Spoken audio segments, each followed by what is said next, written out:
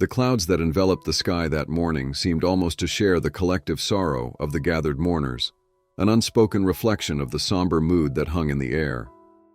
The day itself felt heavy, as though the very atmosphere understood that something precious had been lost.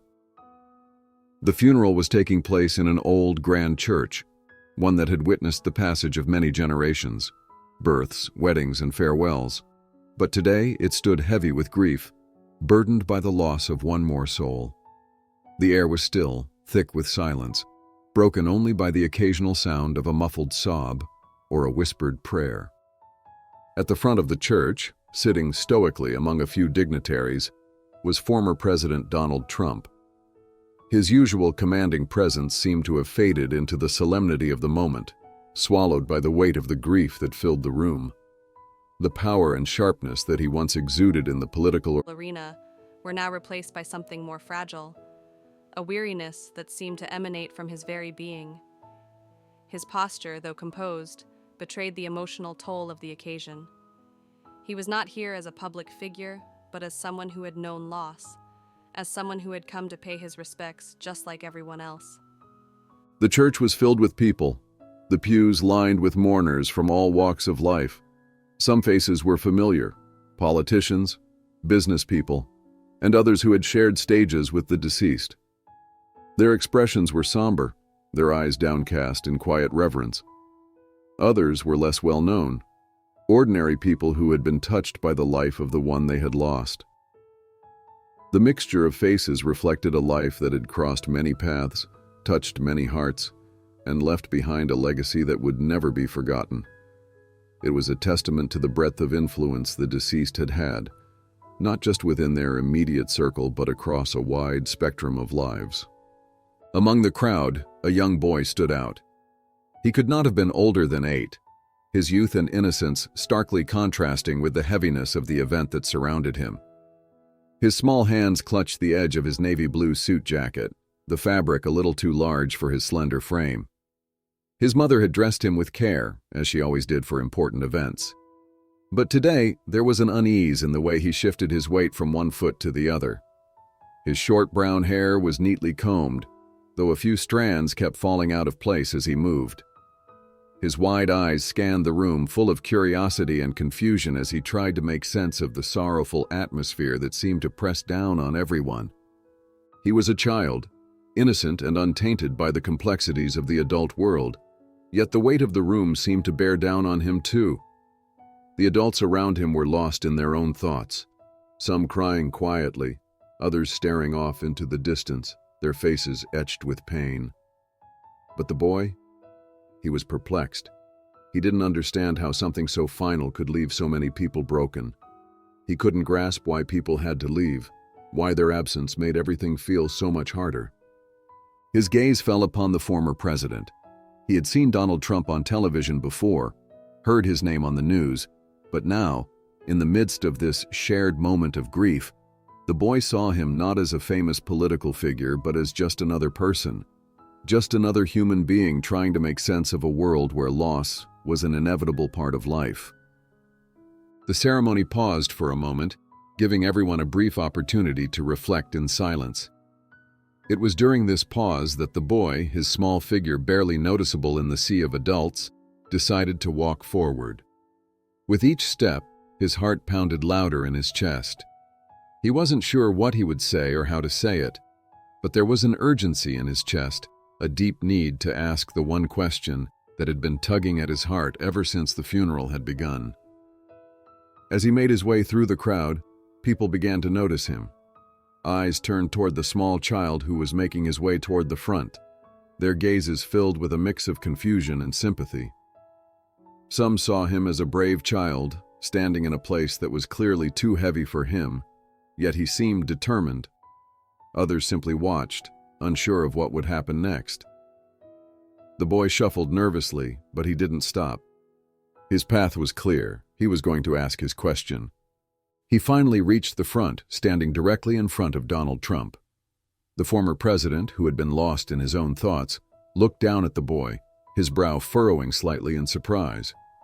His eyes softened as they met the child's earnest gaze.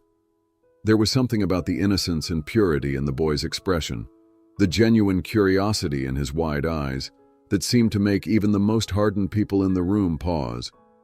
The boy had a question, one that had nothing to do with politics, but everything to do with something much deeper, something that transcended the complexities of life. "Mr. Trump," the boy said, his voice soft but clear, I don't understand. If people can leave and we can never see them again, how do we keep going? What is faith? How do you have hope when everything feels so sad?" The question hung in the air, simple yet profound. It was not just an innocent inquiry, it was a question that struck at the heart of the human condition. The room, which had been filled with the sounds of quiet sobs and whispered prayers, fell silent. The boy had asked something that resonated deeply within every person present. It was a question about the very essence of life and death, about loss and the strength to carry on in its wake. Even the most seasoned mourners, those who had experienced their own grief, found themselves holding their breath, waiting for an answer. Donald Trump, still slightly kneeling to meet the boy's gaze, was taken aback by the purity of the question.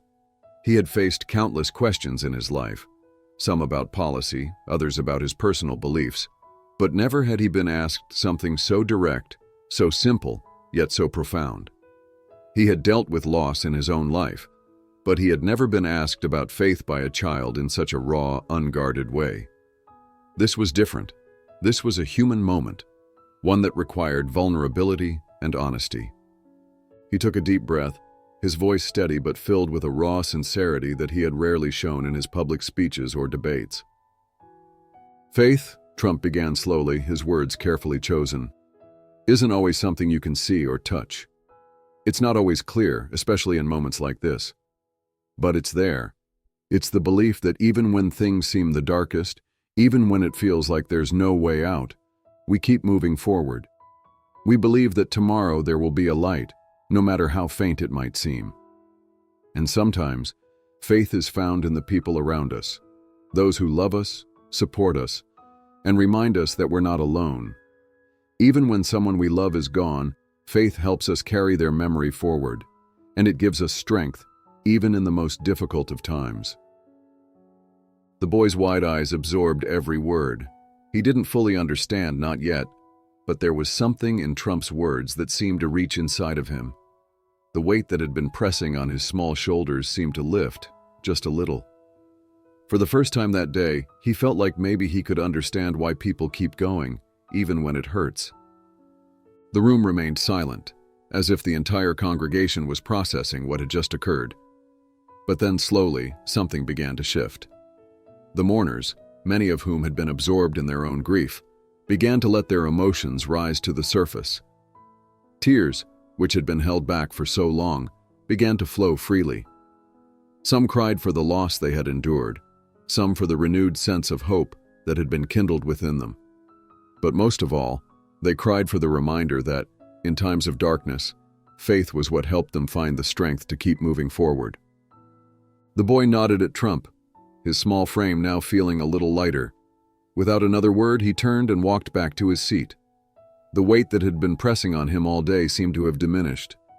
He was still sad, still processing the loss, but now he had a sense of understanding, a little more peace.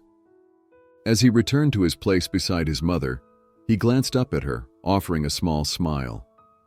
She returned the gesture softly, a silent acknowledgement that her son had asked a question that had touched the hearts of many. In that single moment, the boy had done something extraordinary without even realizing it. His question had sparked a collective reflection, bringing people together in their shared understanding of what it meant to keep going, to have hope, and to believe. The ceremony continued, but the atmosphere had shifted. The air felt lighter, the grief more bearable. People who had come with heavy hearts left with a renewed sense of strength, connection, and faith. As the mourners filed out of the church, many exchanged quiet words of comfort, their steps a little more sure, their hearts a little less burdened. It was as though, in that brief moment, something had been healed. And as the boy sat silently beside his family, he too felt a small sense of peace settle within him. If this story touched your heart, take a moment to reflect on your own faith and share it with someone who might need it today. And don't forget to subscribe to our channel for more stories that inspire, challenge, and bring us closer together.